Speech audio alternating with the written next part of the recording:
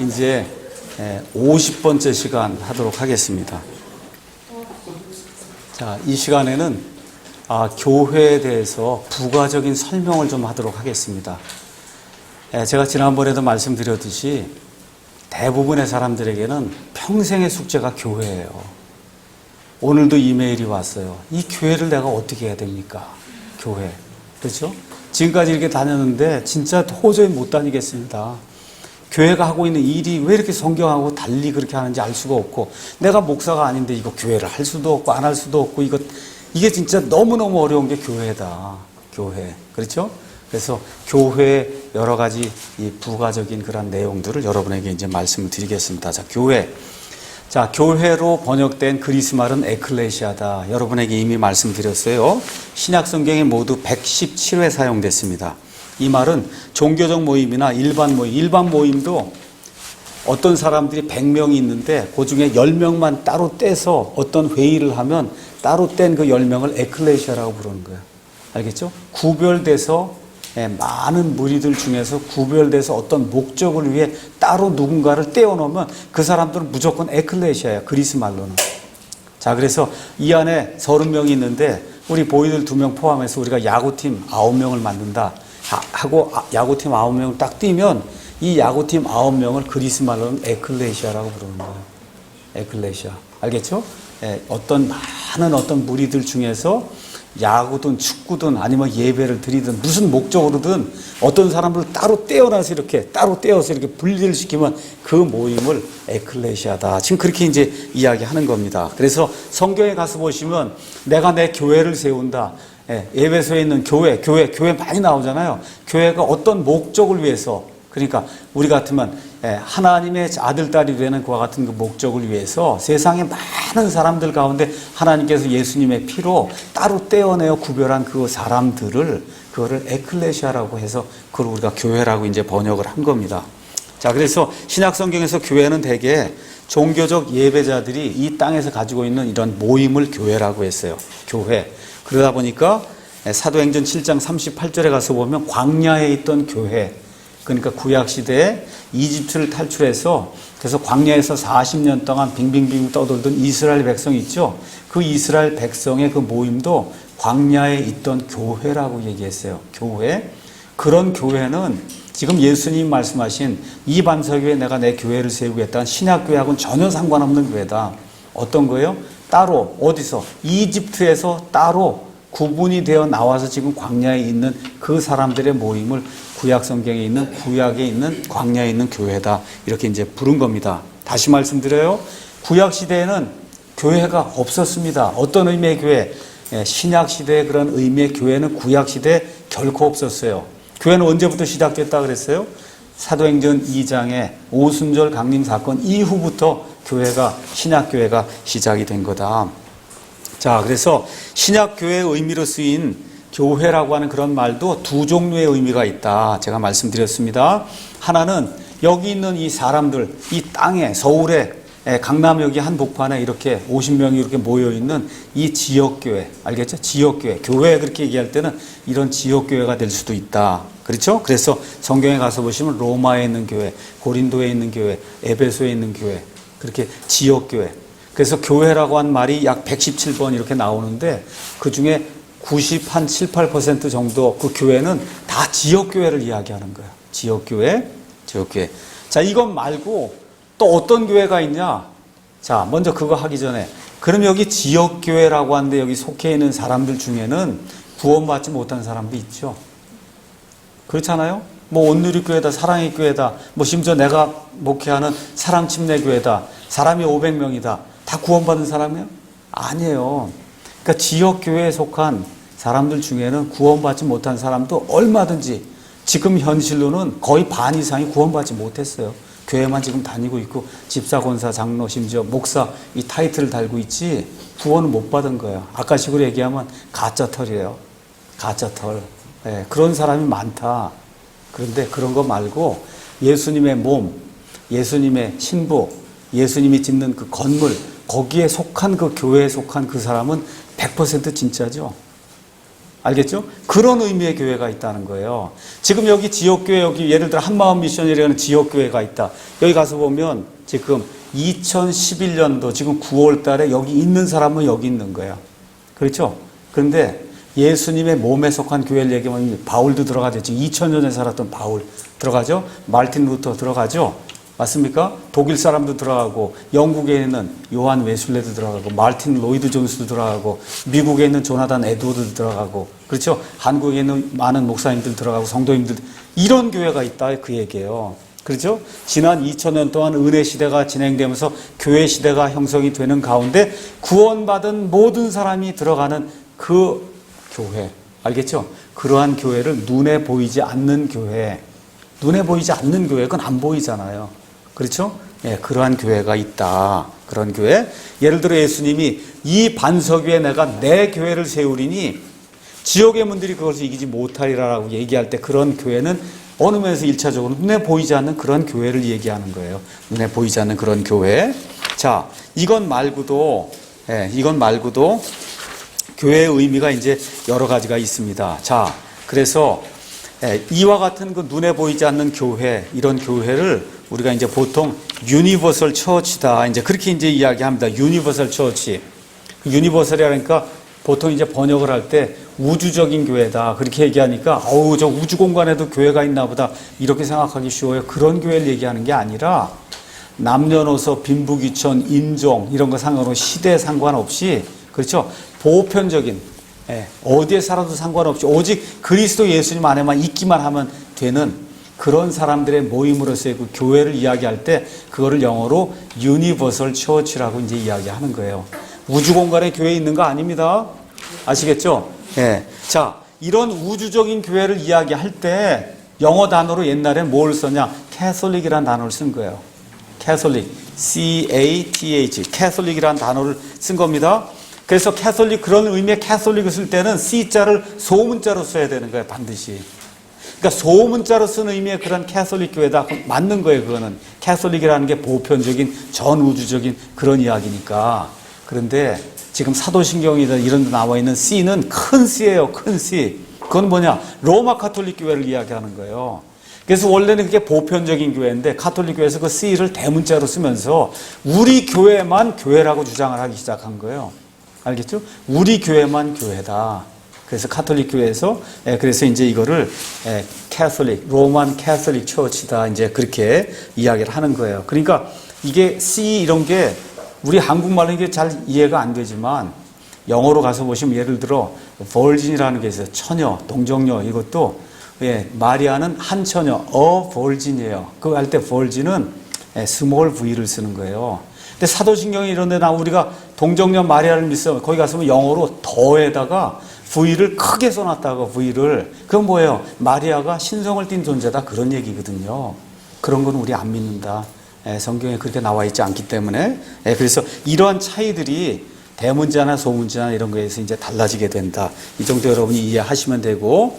그래서 예수 그리스도의 몸으로서 주님의 부활 이후에 구원받은 모든 자들로 구성된 보편적인 교회, 유니버설한 그와 같은 교회가 있습니다. 그런데 이런 유니버설한 교회를 자꾸 이야기하다 보면 지역교회를 무시하는 그와 같은 경향이 이제 생겨납니다. 그런데 저와 여러분이 이 땅에 사는 동안 우리가 하는 교회는 다 지역교회예요. 맞습니까? 그러니까 실질적으로는 지역교회를 잘해야 되는 거예요. 지역교회. 나 같으면 사랑침례교회 내가 속해 있으니까 이 사랑침례교회를 잘해야 되는 거고, 지금 여러분 한마음 미션으로 완전한 어떤 그런 의미의 교회를 지금 형성하지 못했어도 사람들이 교회라고 하는 그런 의미에서 봐서 여러분 교회거든요. 교회예요. 그 교회가 지역교회, 여기 논현동에 있는 지역교회에서 그 역할을 잘 해야 되는 거다. 자, 이러는 가운데 로마 카톨릭 교회가 카톨릭, 그래서 보편적인 교회라고 자꾸 주장을 하다 보니까 이 침례교 성도들 가운데 극단적인 사람들이 생겨났어요.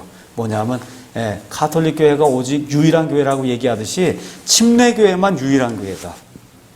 그렇게 주장하는 사람들도 생겨난 거예요. 그런 사람들, 그걸 영어로는 랜드마크 베프티스트다. 이제 그렇게 얘기하고, 또 다른 말로는 베프티스트 브라이드라고 얘기해요. 그러니까 무슨 얘기냐면 침례교회에 속한, 자기들끼리 모여있는 그 그룹의 침례교회에 속한 사람만 예수님의 신부라는 거예요. 그러니까 장로교 다니고 뭐 감리교 다니고 그리고 침례교 안에도 다른 데 속한 침례교는 아닌 거예요. 그러니까 이 사람들은 침례를 내가 A라는 교회에서 분명히 구원받고 침례를 받았어도 그 교회 가서 거기 멤버가 되려고 하면 다시 침례를 받으라 그런다고. 그건 인정이 안 되는 거예요. 이러한 독단적인 그런 형태의 침례교회도 있다. 그래서 성경은 예수님의 몸 안으로 들어오려면 반드시 성령 침례를 받아야 된다고 이야기합니다. 한번 가서 보겠어요. 고린도전서 12장. 고린도전서 12장 가서 보시면 예수님의 몸, 예수님의 신부, 예수님의 그 건물 거기에 속하기 위해서는 반드시 성령 침례를 받아야 된다. 13절 보겠습니다.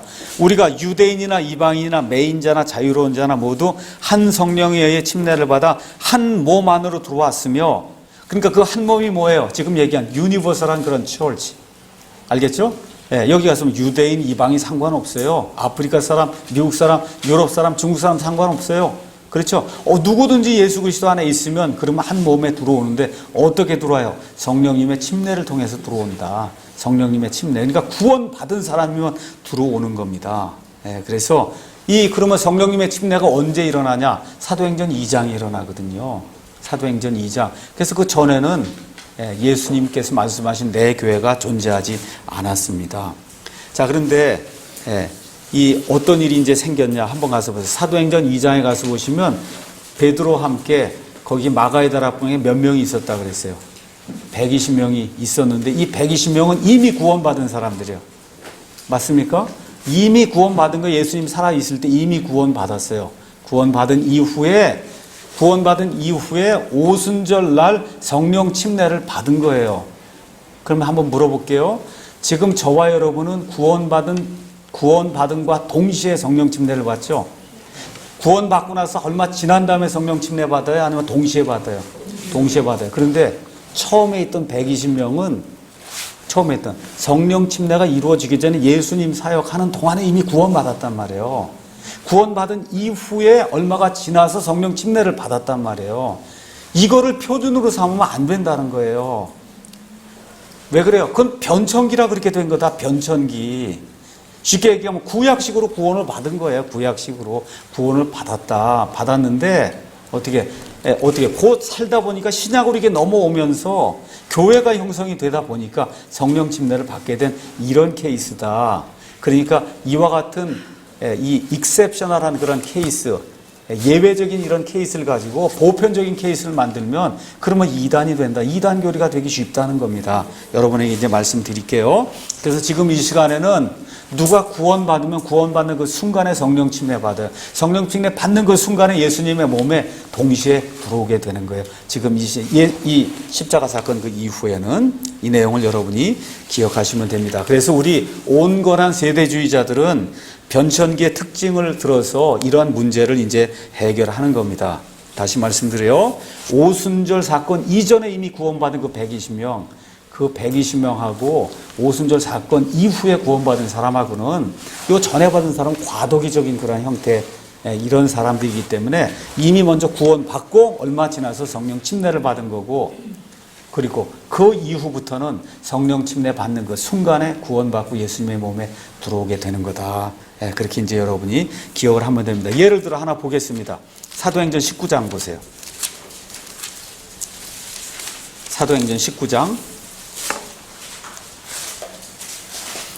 거기 가서 보니까 아볼로가 고린도에 있는 동안 바울이 윗지방들을 두루 다니고 에베소에 이르러 어떤 제자들을 만나 그들에게 이르되 너희가 믿은 이래로 성령님을 받은 적이 있느냐 하니 그들이 그에게 이르되 우리는 성령님이 계신다는 말도 들은 적이 없다는 거예요. 지금 이게 사도행전 19장쯤 나갔으면 예수님 부활하고 승천한 이후에 그난 20년쯤 지났대요. 근데 뭐라 그래? 들어본 적도 없다. 이미 어때? 구원은 받은 사람들인데. 알겠죠? 그가 그들에게 이르되 그러면 너희가 무슨 침례를 받았느냐 하니 그들이 이르되 요한의 침례를 받았다. 우리는 요한의 침례. 이에 바울이 이르되 참으로 요한이 회개의 침례로 침례를 주며 백성에게 말하여 그들이 자기 뒤에 오실 분 곧 그리스도 예수님을 믿어야 한다고 하였느니라 하거늘 그들이 이 말을 듣고 주 예수님의 이름으로 침례를 받으니라. 그게 무슨 얘기예요? 여기 나와 있는 이 사람들은 이미 구약시대의 방식으로 구원을 받았어요. 그리고 어떻게 해요? 메시아 오실 것을 믿고 회개의 침례를 지금 요한에게 받았단 말이에요. 근데 어떻게 시간이 지금 바뀌어서 이 신약시대에 와 있잖아요. 그렇죠? 그러니까 어떻게 다시 예수님의 이름으로 침례를 받는 그와 같은 일이 이제 생기게 된다는 겁니다. 이렇게 했어요. 바울이 그들에게 안수함에 성령님께서 그들 위해. 그래서 이 사람들 역시 어떻게 돼요? 구원은 이미 받았지만 성령님으로 가득 채워지는 침례는 이때 발생을 하는 거다. 이때. 요 위에도 사도행전 18장에 들어가면 알렉산드르에서 태어난 24절에 아볼로라 하는 어떤 유대인이 에베소에 이르렀는데 그는 말을 잘하고 성경 기록된 능통하더라. 이 사람이 전에 주의 길 안에서 가르침을 받아 영이 뜨거움으로 주에 관한 것들을 부지런히 말하고 가르치나 뭐만 알아요? 요한의 침례만 하는 거야, 이 사람도. 지금 시대가 바뀌었는데 지금 구원은 어떻게 받았어요? 구약시대식으로 구원을 받았어요. 구약시대 많은 사람 구원 받듯이 구원을 받았단 말이에요. 근데 여전히 뭐만 알아요? 요한의 침례만 알고 있는 거예요. 이때 그가 회당에서 담대히 말하기 시작하거늘 아굴라와 브리스길라가 그의 말을 듣고 그를 데리고 와서 그에게 하나님의 길을 더욱 완전하게 설명하니라. 이제 무슨 얘기하는 거야? 이제 예수님이 오셔서 구약시대가 완전히 끝이 났다. 이제는. 알겠죠? 이렇게 해서 아볼로를 신약시대 사람으로 만들어주는 그런 일이 생기는 거예요. 근데 아볼로는 이미 구원 받은 사람입니다. 알겠죠? 그러니까 여기 이 18장 24절에 나와 있는 이 아볼로나 19장에 여기 처음에 나와 있는 이 사람들은 특히 유대인들이에요. 유대인들. 그래서 구약시대 이런 방식으로 구원을 받았고 요한의 침례만 알지만 실질적으로 다시 성령님의 침례를 받는 이와 같은 일이 이 사람들에게 변천기에만 이게 가능한 거예요. 지금 또다시 침례 받으라고 하면 안 돼. 또다시 성령 침례 받으라고 하면 안 돼요. 지금은 구원받는 그 순간에 성령 침례 받는 거예요. 지금은. 그래서 이와 같은 그 변천기의 일들이 사도행전에 이래 기록이 돼 있다. 이런 것들을 잘 이해하고 성경을 읽으셔야지 이런 걸 가져다가 지금 이 시간에 보편적으로 적용하면 성령 침례 받고 계속 받으라는 얘기가 그래서 이제 나오는 거 그런 일은 있을 수 없는 거예요. 고린도전서 12장에 있는 것처럼 모두가 다 성령님의 그 침례를 통해서 한 몸 안으로 들어오는 그와 같은 시대에 우리가 지금 살고 있는 거다. 이런 내용도 이제 기억하시면 됩니다. 그래서 우리 온건한 세대주의자들은 어떻게 이야기하느냐. 지역교회가 있다. 또 예수님의 그 몸을 이야기하는 보편적인 그런 교회가 있다. 두 개 다 이야기합니다. 또 이와 같은 변천기에 구원받은 사람들도 있다. 이런 사람들은 성령 침례를 나중에 받는다. 하지만 지금 이 시대에는 구원받는 순간 성령 침례가 이루어지고 교회에 들어오고 그분의 몸에 속하는 거다. 이걸 우리가 그렇게 이야기하는 거야. 또 특별히 뭘 이야기하느냐.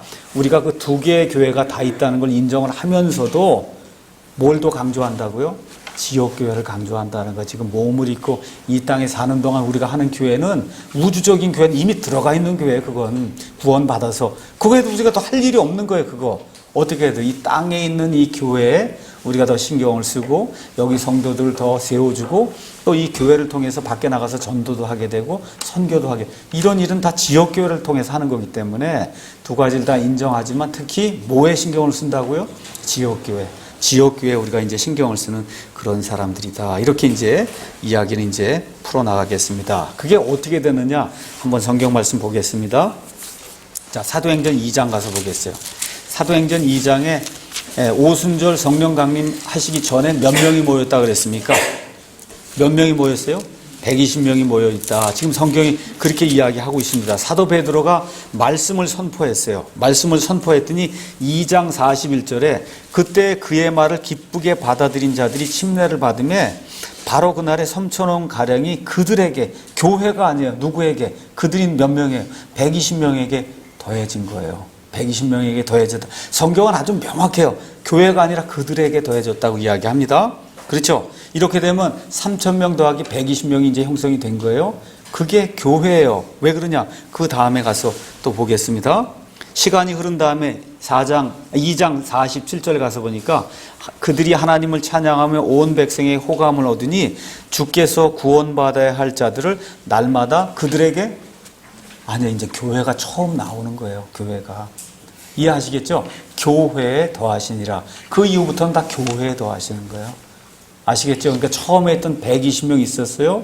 베드로의 설교를 듣고 3천 명이 그들에게 더해졌어요. 이게 하나의 이제 교회가 된 거예요. 그 다음부터 더해지는 건 이제 교회에 더해지는 거예요. 교회. 여러분 이해하시겠죠? 네, 그런 것들 잘 기억을 이제 하시면 좋습니다. 자, 그래서 사도행전 안에는 많은 변천기적인 그와 같은 사건들이 기록이 되어 있기 때문에 저와 여러분이 조심을 해서 성경 말씀을 읽어야 돼요. 어떤 경우에는 구원받는 그 순간에 타원어, 방언하는 그런 케이스가 있고 어떤 경우는 방언 안 하는 케이스도 있고, 그러니까 방언하는 사람들은 구원받으면 방언해야 된다 주장하는 거예요. 그 필요 없다고 주장하는 사람, 우리 같은 사람 그 전혀 필요 없다. 사도 바울 구원받을 때 방언 같은 거 한마디도 안 합니다. 에티오피아 필 구원받을 때 방언 같은 거 한마디도 안 하거든요. 거의 대부분 사람들이 방언 같은 거 한마디도 안 합니다. 방언하는 경우 가서 보시면 거의가 다 유대인. 이건 나중에 이제 고린도전서 14장 방언에 대해서 이제 설명하면 이제 알겠지만 유대인들과 관련된 그런 사람들만 방언이 하는 그런 사례가 이제 나오거든요. 그러니까 성경을 잘 보지 않으면 성경 가지고 이렇게도 해석하고 저렇게도 해석하고, 그래서 여러 가지 각종 잘못된 그런 교리들이 이제 나올 수 있는 거다. 이런 내용들을 꼭 기억하셔야 됩니다. 그래서 108쪽에 나와 있는 요약의 말씀 여러 개 말씀드리면, 오순절 이후에 시작된 이 교회 시대에는 유대인이나 이방인이나 매인자나 자유로운 자나 또 빈부 이런 거 상관없어요. 빈부 귀천 상관없고 남녀노소 상관없습니다. 그렇죠? 인종에 상관없고 어느 지역에 사는지 상관없고 누구든지, 그렇죠? 한 성령에 의해 성령님의 그 침례를 받아서 한 몸 교회 안으로 들어오는 거예요.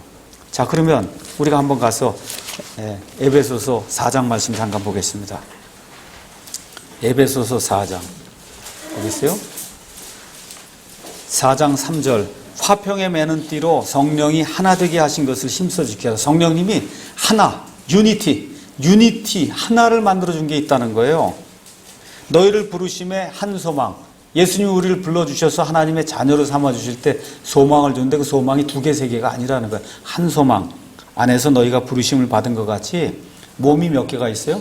하나, 한 몸, 그 다음에 한 성령이 있고 한 주와 한 믿음과 한 침례가 있으며 한 하나님이 계신. 그러니까 우리 예수님을 믿는다고 할 때는 다 하나예요. 성령님이 하나가 되게 하신 거야. 여기 보니까 침례가 있잖아. 한 침례. 이 침례는 무슨 침례일까? 물침례, 성령침례. 물침례, 성령침례.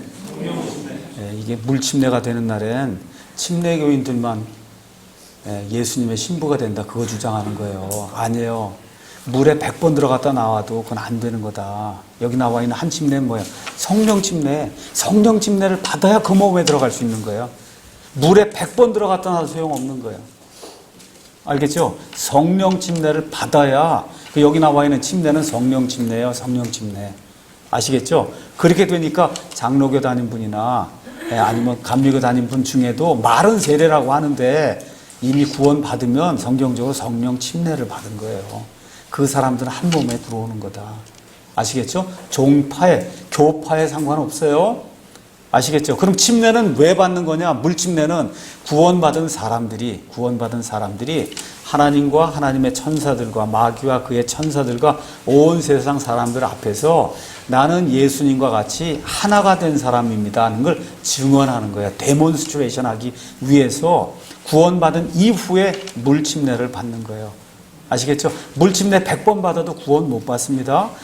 구원받아서 성령 침례를 받은 사람이 데몬스트레이션 하는 거예요. 난 구원받았습니다 하고. 아시겠죠? 그런 거기 때문에 여기 나와 있는 이런 침례는 물침례가 아니라 성령 침례가 돼야 된다.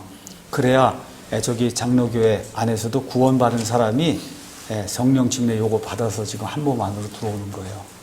그렇게 이제 이해해야 됩니다. 자, 그러면 교회의 출생에는 반드시 성령 침례가 있어야 돼요. 성령 침례는 누가 가장 먼저 예언했냐? 여러분 잘 아시는 것처럼 침례자 요한이 예언을 합니다. 마태복음에. 그래서 자기는 물침례를 주지만 나보다 뒤에 오시는 분은 나보다 먼저 앞서신 분이다. 그분은 어떻게 한다 그래요? 성령님과 불로 침례를 주신다. 그래서 성령 침례를 주신다 그랬어요. 그래서 불침례는 지옥에 들어가는 불침례다 제가 얘기했습니다. 다 설명했어요. 그래서 계속해서 예수님도 성령 침례를 준다고 하는데 성령 침례가 언제까지 가서도 이루어지지 않느냐. 사도행전 1장 한번 가서 보세요. 사도행전 1장 4절 가서 보니까 예수님 지금 이제 승천할 때가 다 됐는데도 성령 침례가 이루어지지 않은 거예요. 자, 4절. 또 그들과 함께 모이사 그들이 예루살렘을 떠나지 말고 아버지 약속하신 것을 기다리러 그들에게 명령하셨느니라. 그분께서 이르시되 그 약속하신 것에 대해서는 너희가 내게서 들었나니 참으로 요한은 물로 침례를 주었을 때 너희는 이제부터 많은 날이 지나지 아니하여 성령님의 침례를 받으리라 하시느니라. 그럼 성령 침례가 있었어요, 없었어요? 예수님 사역하는 동안 있었어요, 없었어요? 없었습니다. 없었어요? 언제 이루어져요? 예수님 이 말씀하시고 승천하시고 나서 열흘이 지나니까 오순절 날이 임한다면 그 오순절 날에 성령님의 침례가 역사상 처음으로 온 세상에 임하게 되는 거다. 그래서 그 이후부터 교회 시대가 이루어지는 거다. 이해하시겠죠? 예, 자, 그래서 교회 출생이 예수님의 부활 이후에만 가능하다는 걸 보여준 구절이 많은데 하나만 같이 살펴보겠습니다. 에베소서 1장 보겠습니다. 에베소서 1장 19절에서 20절 보겠습니다. 그분의 강력한 권능의 활동에 따라 믿는 우리에게 베푸신 바 그분의 지극히 큰 권능이 어떤 것이니 너희가 알게 하시기를 구하노라. 그분께서 아버지 하나님께서 그리스도를 죽은 자들로부터 살리시고 하늘의 처소들에서 자신의 오른편에 그분을 앉히실 때 그 권능을 하나님의 그 파워를 예수님 안에서 발휘했다는 거예요. 그리고는 그분을 모든 정사와 권능과 강력과 통치와 이 세상뿐만 아니라 오는 세상에서 불리는 모든 이름보다 훨씬 위에 두셨고 또 모든 것을 그분의 발 아래 두셨으며 그분을 모든 것 위에 머리가 되게 하사 교회를 위해 주셨느니라. 언제? 예수님 부활해서 일으키는 그 순간에 머리로 주셨다니까. 그렇죠? 그 이후에 몸이 생기는 거잖아요. 이해하시겠죠? 예, 그래서 교회는 오순절 사건 이후부터 이제 교회가 되는 거다. 이런 거 이제 여러분이 생각하시면 됩니다. 하나만 제가 더 읽어줄게요. 요한복음 7장 보겠습니다. 요한복음 7장. 요한복음 7장에는 장막절에 말씀을 선포하신 그 예수님의 말씀이 나오고 7장 39절에 가서 보시면 성령님을 부어주시는 거에 대해서 성경 말씀이 기록이 되어 있는데 37절부터 읽어야 이제 좋습니다. 마지막 날 곧 명절의 그 큰 날에 예수님께서 서서 외쳐 이르시되 누구든지 목마르거든 내게로 와서 마시라. 나를 믿는 자는 성경 기록이 말한 것 같이 그에 배에서 생수의 강들이 흘러나오리라 하시니라. 39절 다 같이 읽겠어요? 그러나 이것은 그분께서 자기를 믿는 자들이 받을 성령을 가리켜 말씀하신 것이더라. 예수님께서 아직 영광을 받지 아니하셨으므로 아직 성령님께서 주어지지 아니하셨더라. 여기서 영광을 받는 게 뭐예요? 부활해서 승천하는 게 영광 받는 거거든요. 그러니까 성령님은 언제 오셔야 돼? 부활해서 승천한 그 이후에 영광을 받으신 이후에만 오신다는 거예요. 그러니까 성경이 명확하게 이렇게 기록이 돼 있기 때문에 우리가 예수님 이 십자가 사건 이전에 교회가 있었다는 이런 거는 그것은 성경적으로 우리가 믿을 수가 없다. 그래서 성경적으로는 예수님 십자가에서 이제 죽으시고 묻히시고 부활하셨다가 40일 동안 이 땅에 계시면서 40일 있다가 승천하셨어요. 성령 침례 기다리라 그래서 열흘 동안 기다려서 오순절 날이 충만히 이르게 될 때 바로 그날 성령님이 충만하게 성도들 가운데 임하는 그런 일이 생기면서 그 이후부터는 예수님의 몸에 들어오는 사람은 누구든지 예수님만이 나의 유일한 구원자십니다. 예수님만 나를 구원할 수 있습니다. 라고 고백하면서 내 모든 죄악들을 내어놓고 하나님께로 돌이키게 되는 바로 그 순간에 성령님이 임하셔서 내 머리끝부터 발끝까지 완전히 꽉 채우신다고요. 알겠죠? 그게 성령 침례예요. 아니면 성령님 안으로 나를 푹 집어넣어. 아시겠죠? 그럼 제가 그 안에 들어가서 꽉 채워지잖아요. 그렇죠? 이런 일이 일생에 한 번 생기는 거예요. 한 번, 이게 성령 침례다. 그 이후에는 어떻게 해야 돼요? 성령 충만을 받아야 되는 거예요. 그 이후에는 성령님의 충만을 우리가 계속해서 이제 간구해야 된다. 자, 이제 지역교회 이야기가 나와서 몇 가지만 여러분에게 하나하나 이제 지역교회를 이제 한마음 미션도 앞으로 바라기는 이 가운데서 좋은 목사도 나오고 해서 그래서 이걸 교회로, 지역교회로 해서 이렇게 부흥해서 발전시켜 나가기를 저는 개인적으로 바라고 있습니다. 자, 그래서 지역교회에는 어떤 것들이 있는가, 지역교회는 뭐 하는 건가, 여러분에게 말씀을 드리겠습니다. 지역교회는 침례를 받은 성도들로 구성이 돼요. 이게 우리가 침례교회를 한다 이제 이야기할 때 여기 나와 있는 이 침례는 물침례를 이야기하는 거예요. 성령 침례는 당연히 받아야 되는 거고, 성령 침례는 당연히 받아야 되는 거, 이게 침례교회를 성장이 돼서 성경적인 비블리컬한 처치를 내가 해야 되겠다. 그렇게 되면 물침례를 받은 그러한 성도들, 이걸 다 구성이 돼서 뭘 만들어야 되냐? 믿음의 약속을 만들어야 돼요.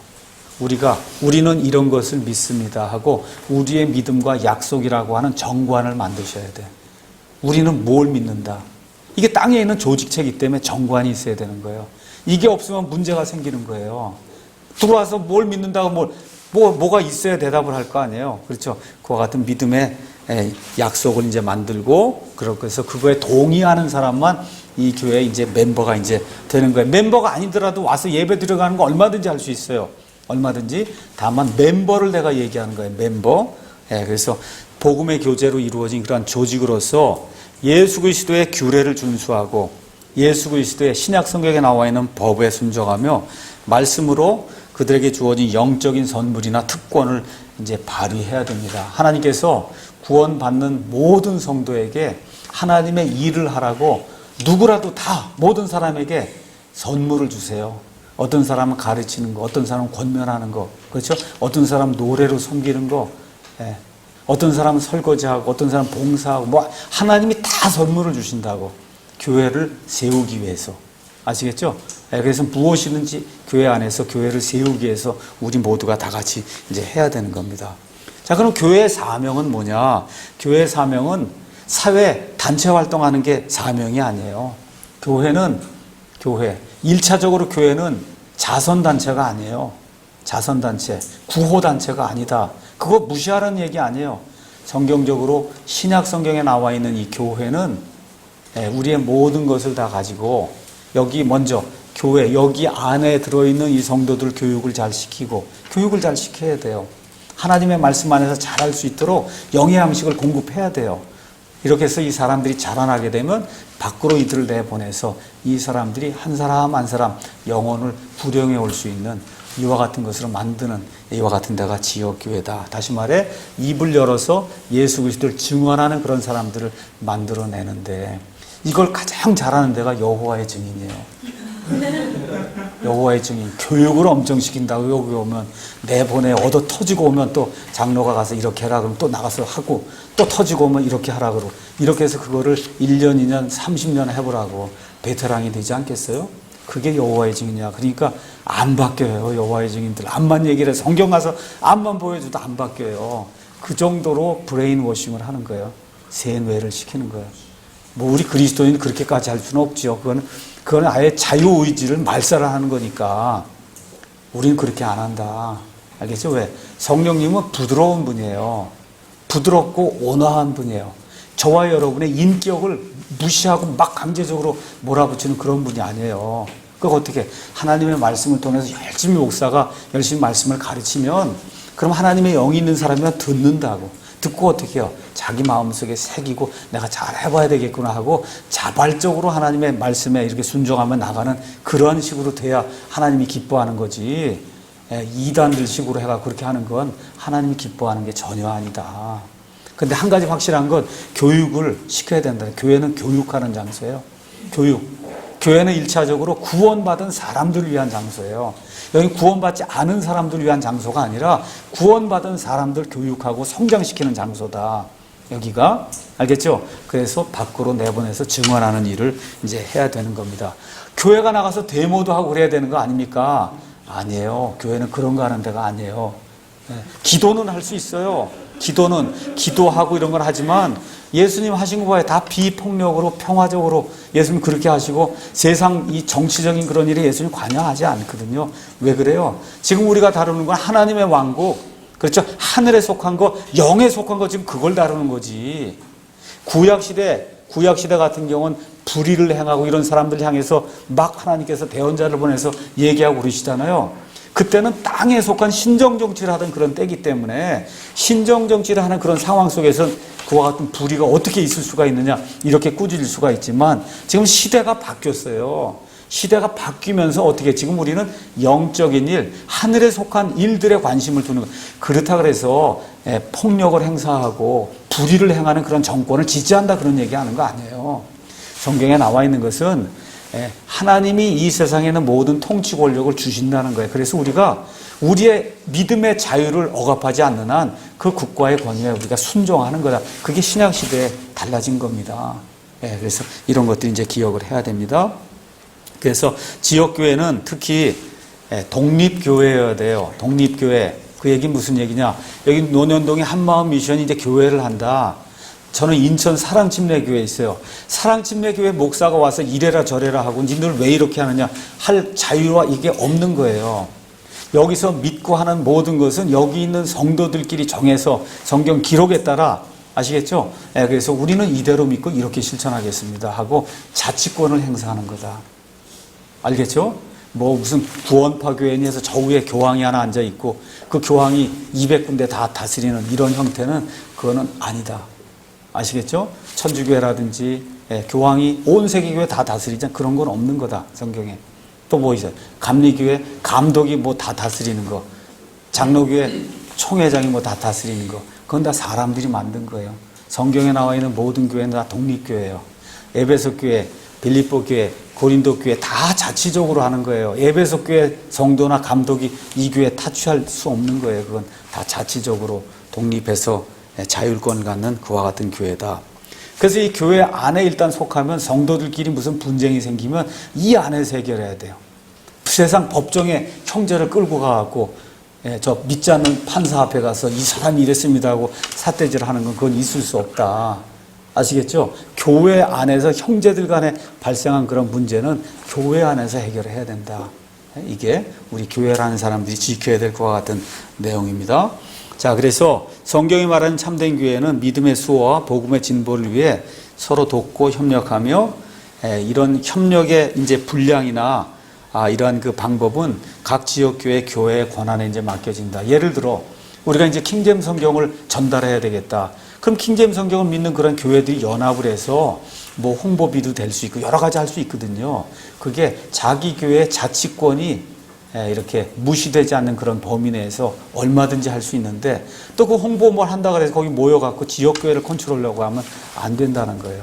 그렇죠? 그래서 좋은 일들 위해서는 얼마든지 연합할 수 있지만 그 연합이 교회의 자치권의 붕괴를 가져오는 그런 연합이다. 쉽게 얘기해 교단을 형성하는 거다. 안 되는 거예요. 교단은 없는 거예요. 교단이라고 하는 건 성경적으로 없는 거예요.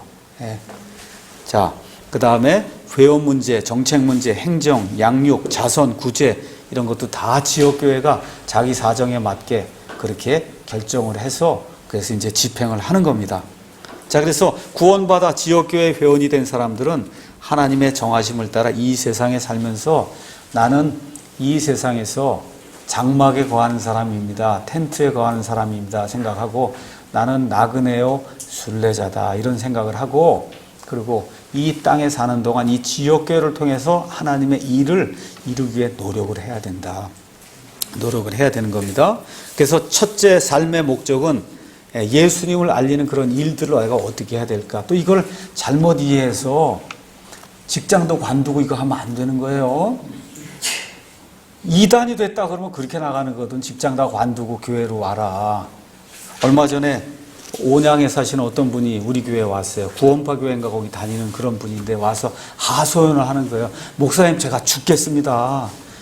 구원받을 때 한 두세 달만 기쁘고 그 다음부터 완전 속박입니다. 왜 그러십니까? 그랬더니 한 달에 25일 동안 교회로 오라는 거예요. 한 달에 25일.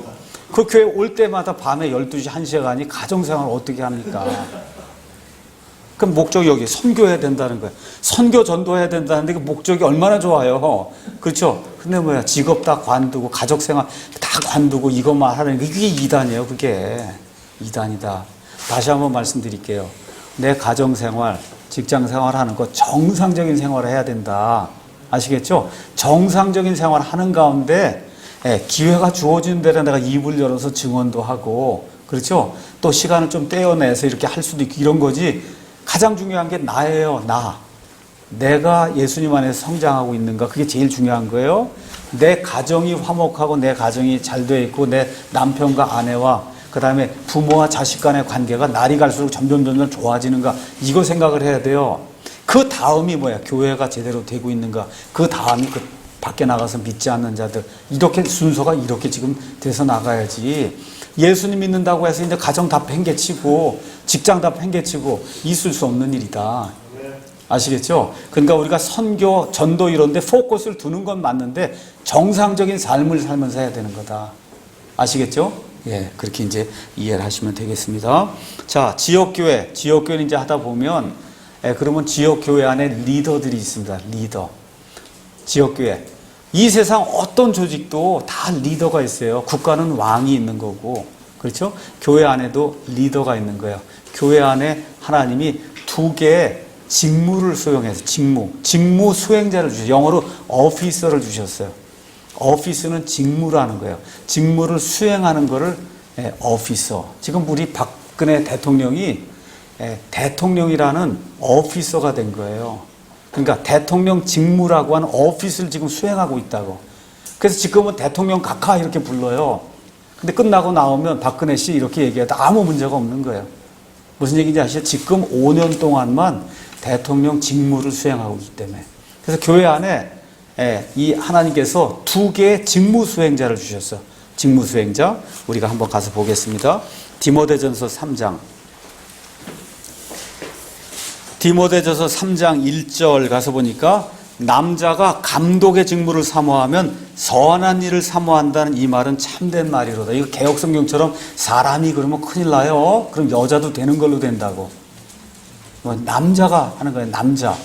알겠죠? 남자. 그래서 여기 가서 보니까 감독의 직무를 남자가 나는 교회 목사. 여기 나와 있는 감독은 감리교 감독, 성공의 감독을 얘기하는 게 아니고 여기 있는 감독은 지역교회를 감독하는 자를 이야기하는 거예요. 지역교회를 감독하는 사람. 그게 누구예요? 목사를 이야기하는 거예요. 목사.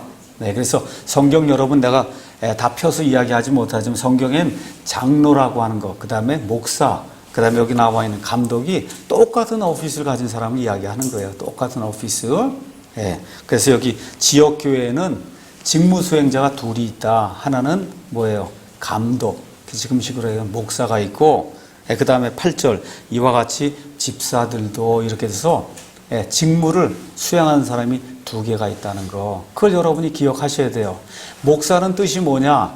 그리스 말 포이멘에서 온 거예요. 그 포이멘은 뭘로 번역이 되는? 목자로 번역이 돼요. 딴 데는 다 목자로 번역이 되다가 교회의 목자를 이야기할 때만 패스터로 번역을 했어요. 그러니까 쉽게 얘기해서 교회의 목사는 여러분 양 끌고 다니는 목자 아시죠? 목자예요. 지역에 있는 교회를 이렇게 성도들을 끌고 다니면서, 그러니까 무자비하게 굴면 안 된다고, 이 목자가. 그렇잖아. 양들이 지금 먹을 거 얻어야 되고 물도 먹어야 되고 쉴 때도 가서 쉬어야 돼. 이거 일들을 그거를 충족시키려는 사람이 목자예요. 그 양들을 무자비하게 대하고 그렇게 하면 안 되잖아요. 그렇지 않습니까? 예, 그래서 목사가 해야 될 가장 큰 일은 패스터링. 패스터링은 뭐예요? 좋은 꼴 주고 좋은 물 주고 쉴 때 주고 잠들 때 두고, 그렇죠? 이런 일들을 하는 사람이 목자예요. 그러니까 어떻게 끌고 다니는 사람이에요. 끌고 다녀. 그러니까 어때요? 양들보다 모든 면에서, 인격 면에서, 그렇죠? 성경 말씀 면에서, 이런 여러 가지 모든 면에서 양들보다는 조금 더 이게 실력이 좀 있어. 그런 사람이라 끌고 다닐 수 있는 거예요, 이게. 그런 사람이 내가 목회를 해야 되겠다 하고 이렇게 남자가 감독의 직무를 이렇게 사모하면 선한 일이라는 거, 아주 좋은 일이다. 그래서 거기 가서 보니까 뭐라고 되어 있어요? 감독은 반드시 책망받을 것이 없으며 하나의 남편이며, 남자만 낼 수 있는 거야. 하나의 남편이며, 그렇죠? 3절 술에 내주지 아니하며 구타하지 아니하며 더러운 이익을 탐내지 아니하며, 4절 가서 보니까 자기 집을 잘 다스려서 자기 자녀들을 모든 위험으로 복종시켜야 된다. 그러니까 장가는 가야 된다는 거야. 가능한 한 아이들도 있어서 집안을 다스리는 걸 해본 사람이라 교회도 다스린다. 너무 당연한 거 아니에요? 그렇죠? 5절 남자가 자기 집을 다스릴 줄 알지 못하면 어찌 하나님의 교회를 돌볼 수 있으리요? 그랬잖아요. 예. 그러니까 하나님이 너무 명백하게 이 감독의 직무를 이렇게 수행할 그런 자격을 이제 이야기하는 거예요. 또 6절, 초신자는 안 된다. 뭐 그냥 봉봉 뛰고 이제 뭐 은혜 받았다고 그러면서 하는 초신자는 안 된다. 왜 안 되냐? 여기 가서 보니까 이것은 그가 교만으로 높아져서 마귀의 정죄에 빠지지 아니하게 하려 함이라. 그러니까 초신자는 교만할 가능성이 크다는 거예요. 그래서 어떻게 마귀가 받는 교만의 이 정죄에 빠질 가능성이 있으니까 안 된다. 그러니까 어느 정도 시간이 충분히 지난 사람들의 검증을 받고, 그렇죠? 이 사람이라면 우리 양떼를 이끌게 충분하다. 이렇게 되는 사람을 목사로 이렇게 여러분이 인정을 해주면 이제 되는 거다. 그렇죠? 자, 그 다음에 이제 집사도 이제 나오는데 집사는 뜻이 뭐냐? 디콘 이렇게 나오는데 디콘은 종이라는 뜻이에요. 종. 그러니까 교회의 종이 집사예요. 그러니까 사실은 집사님 그렇게 부르는 게 아니고 원래는 그냥 집사 그렇게 불러야 되는 거예요. 원래는 종이에요 원래. 그러니까 교회에 아주 힘들고 어렵고 뭐 이렇게 하는 거는 다 집사가 해야 되는 거예요. 여러분 집사 아시죠? 이런 커다란 귀족들 뭐 이렇게 있을 때 그 집안일 처리하고 그런 사람이 집사잖아요. 그게 집사예요. 그 집사. 알겠죠? 근데 교회에 일단 집사가 되면 그냥 목사를 내쫓으려고 그러고 이런 일이 많잖아요. 그게 뭐가 잘못된 거예요. 이해를 못해서 그러니까 집사는 교회를 추구하고 섬기는 사람이 집사다. 아시겠죠? 아시겠죠? 목사는 끌고 다니는 사람이 목사고. 예. 그래서 이 집사도 여기 가서 보니까 11절 이와 같이 그들의 아내들도 나오면서 12절 집사들은 하나의 남편이 돼요. 그러니까 집사는 여자 안 되는 거예요. 그렇죠? 가정을 잘 이끌고 남자만 집사를 할 수 있는 거다. 이와 같은 오피스를 하나님이 허락해 주셨다. 그러니까 교회에는 이 두 가지만 있는 거예요. 이 두 가지. 예. 그 다음에 이제 마지막으로 예수님이 우리에게 주신 규례가 있어요. 교회를 하면서 너희는 이 두 가지를 반드시 지켜야 된다. 그 중에 하나가 뭐예요? 침례. 그렇죠? 모든 민족을 가르치고 그리고 믿는 모든 사람에게 아버지와 아들과 성령님의 이름으로 침례를 주라 그랬잖아요. 그렇죠? 그렇기 때문에 지역교회를 한다. 이렇게 하고 또 내가 구원받았다. 확실하다. 그러면 어떤 일을 해야 되냐? 침례를 받아야 되는 거예요. 그 침례는 언제 받냐? 구원 받으면 즉시 받는 거예요. 구원 받으면. 하나 읽겠습니다. 사도행전 16장.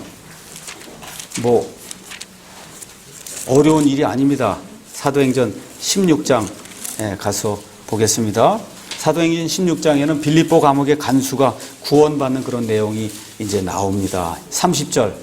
그가 그들을 데리고 나와 이르되 16장 선생들이여 내가 무엇을 하여 구원을 받으리까 하거늘 그들이 이르되 주 예수 그리스도를 믿으라 그리하면 내가 먼저 구원을 받고 또 내가 증언해서 내 집이 받으리라 하며 주의 말씀을 그와 그의 집에 있던 모든 사람에게 말하는 거예요. 그랬더니 그밤 바로 그 시각에 그가 그들을 데려다가 채찍 맞은 자리를 씻어주고 자기와 자기의 온 가족이 어떻게 즉시 침례를 받으며 1년 기다리고 뭐 입교하고 무슨 학습받고 그런 거 필요 없는 거다. 알겠죠? 즉시 받는 거예요. 성경에 나와 있는 침례는 다 구원받으면 즉시 받는 거예요. 즉시 뭘 얘기하는 거예요? 아까 얘기한 대로 하나님과 하나님의 천사들과 마귀와 그의 천사들과 이 믿는 사람들 믿지 않는 모든 사람들 앞에서 나는 예수님과 동일시된 사람입니다. 예수님과 함께 죽었다가 묻혔다가 예수님 부활할 때 나도 부활한 그런 사람입니다. 이거를 증언하는 게 이게 침례다. 그래서 반드시 침례를 받아야 된다. 그렇게 이야기하는 겁니다. 그 다음에 뭐가 있어요? 주의 만찬. 주의 만찬은 예수님께서 마지막 유월절을 이 땅에 보내시면서 유월절 식사를 하셨어요. 그 유월절 식사에는 빵과 그 다음에 포도즙이 그 안에 들어있어요. 그래서 유월절 때에는 무교, 누룩이 들지 않은 빵과 누룩이 들어있지 않은 포도 주스를 마셔야 되는 거예요. 여러분 일단 포도주로 하죠. 일반 교회는 포도주가 되면 이미 그 안에 누룩이 들어가서 부패가 된 거예요. 술이 된 거라고. 그 술이 된 거로는 결코 예수님의 순수한 몸을 나타낼 수가 없는 거다. 그래서 성경적으로 믿는 이 크리스찬들은 와인이 두 가지 뜻이 있어요. 포도주, 포도즙. 원래 제일 첫 번째 뜻은 포도즙이에요. 즙. 그래서 이 누룩이 들어있지 않은 순수한 포도즙, 포도주스와 그 다음에 누룩이 들어가지 않은 빵과 이걸 해서 그래서 예수님이 십자가에 달려 죽으실 때 이 찢긴 그 몸을 이 빵에 참여하면서 우리가 같이 그 고통에 참여하고 포도즙에 같이 참여하면서 예수님의 피에 참여하는 이런 걸 통해서 예수님의 고난에 우리가 참여한다고 하는 것. 그래서 예수님의 그 고난에 함께 참여했다 하는 거를 그걸 적어도 1년에 몇 차례씩 이렇게 해서 그래서 우리 여기 있는 모든 형제자매들이 한 몸과 한 피에 속한 사람이다. 이걸 확인하는 그런 시간이 있어야 된다. 그래서 주의 만찬을 하라고 하나님이 우리에게 이제 주신 겁니다. 이런 것들을 최소한 이렇게 지키는 그런 교회가 그게 이제 하나님이 원하시는 바이블 빌리빙 처치. 그렇게 이제 우리가 이야기할 수 있습니다. 그래서 우리 한마음 미션이 앞으로 이와 같은 일들을 잘 수행해서 하나님의 복음을 널리 전하는 그런 귀한 모임이 되기를 예수님의 이름으로 축원합니다. 기도